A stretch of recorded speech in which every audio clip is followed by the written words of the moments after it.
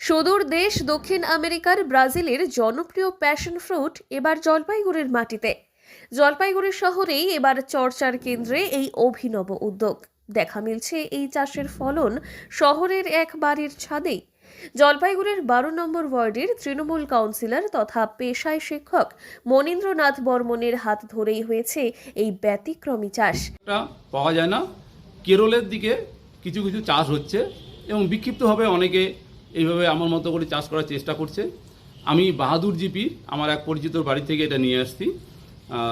লাগানোর 6 মাস পরে গাছটা ফল দেওয়া শুরু করেছে। আমি 6 মাস থেকে এই ফলটা পাচ্ছি। প্যাশন ফ্রুট আমাদের বলা, ইন্ডিয়ায় বলা হয় কৃষ্ণ ফল বা ভেলি অরেঞ্জ। কেন করলেন এটা? এটা ভেষজ ফল একটা, এর খাদ্যগুণ অপূরণীয়। এখানে সাইট্রাস জাতীয়।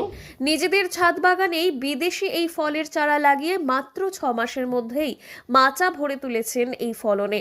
আর সেই দৃশ্য এক ঝলক দেখতে প্রত্যেক দিনই ভিড় জমাচ্ছেন স্থানীয় বাসিন্দারা।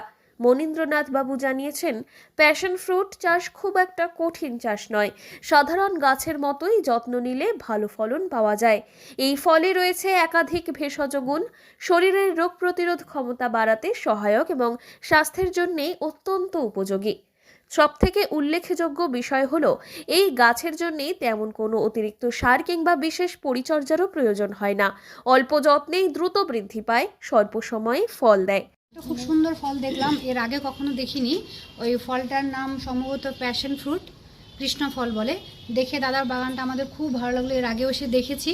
তো আপনারা এগিয়ে এসে এত সুন্দর ফটো করে নিচ্ছেন, খুব ভালো লাগলো আমাদের।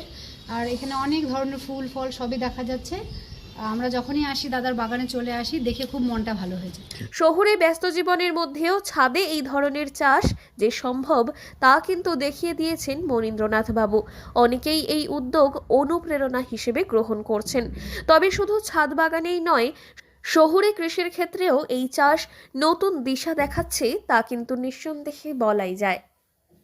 জলপাইগুড়ি থেকে সুরজিৎ দে রিপোর্ট, লোকাল 18 বাংলা।